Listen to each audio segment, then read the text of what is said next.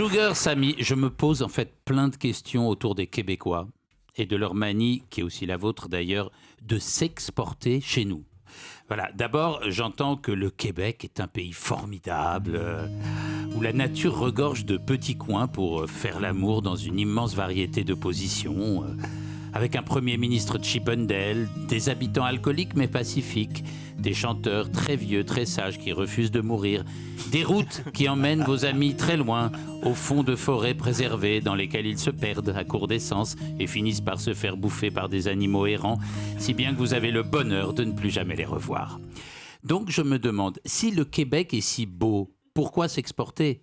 Pourquoi quitter ce paradis préservé avec ses grands arbres, des drogues pas chères et de bonne qualité, une prostitution discrète et efficace, alors que déjà, chez nous, mais en France, on a une énorme crise de l'emploi dans le monde du spectacle vivant et du comique. Sans parler de la pénurie de vannes. Vous avez entendu parler des banlieues. Ces lieux où toute une économie est fondée sur le pillage des vannes en anglais. Vous savez qu'en France, il n'y a que les banlieusards qui parlent anglais. Donc, ça leur permet de... Ben oui. Et puis, on les vend après à un grossiste, un type d'un grand théâtre ou d'une émission de télé sur le câble qui passe dans le quartier, comme ça. En général, le marché est envahi de ces vannes communautaires ou intercommunautaires qui sont faciles à adapter au public français. Eh, monsieur, 17 € TTC pour celle du chinois qui fait du name dropping.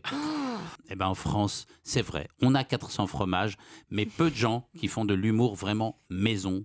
Ce qui fait peu de public, trop de vanneurs plutôt, pour trop peu de vannes originales. Donc le pain que vous mangez, vous, Sugar Sammy, le matin en tartine à votre hôtel, eh bien, c'est celui des Français. Vous mangez le pain des Français. Qui d'ailleurs sont plutôt cool avec vous, les Français, pour des raisons plutôt obscures. Ils sont cool avec les Québécois. Car enfin, j'ai pas encore vu de camp de réfugiés québécois attendant, grelottant, porte de la Chapelle, qu'on leur serve une petite soupe claire avant d'aller se blottir dans un sac de couchage au pied de la préfecture pour être les premiers le matin.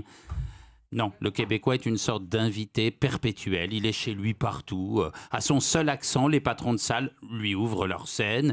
Personne n'ose se foutre de leur gueule alors qu'ils causent aux êtres humains comme un paysan cause à son cheval quand même.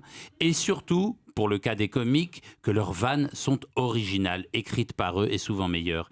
Alors, en attendant que ce problème de la dangereuse immigration québécoise soit résolu par le gouvernement Macron, je me vois dans l'obligation, cher Sugar Sammy, de vous souhaiter la bienvenue et de vous prévenir contre les pickpockets de l'humour. Il est possible qu'en retournant dans votre pays, vous vous rendiez compte qu'on vous a piqué quelques vannes. De nouveau, quelques vannes. Ah oui. Vous voulez répondre à Ariel ? Vous pouvez l'envoyer promener à tout moment. Non, j'adore. Voilà. Mais je veux répondre à la question, pourquoi venir en France? Un mot, l'hiver. On a l'hiver au Canada est désastreux. Ah ouais. Ouais. Et la présentation caricaturale des Canadiens et des Québécois, ça vous dérange pas? Ça me dérange pas, il faut rire. Hein. Il faut savoir rire de soi-même. Right? Bon, très bien, merci beaucoup. J'adore. Europe 1.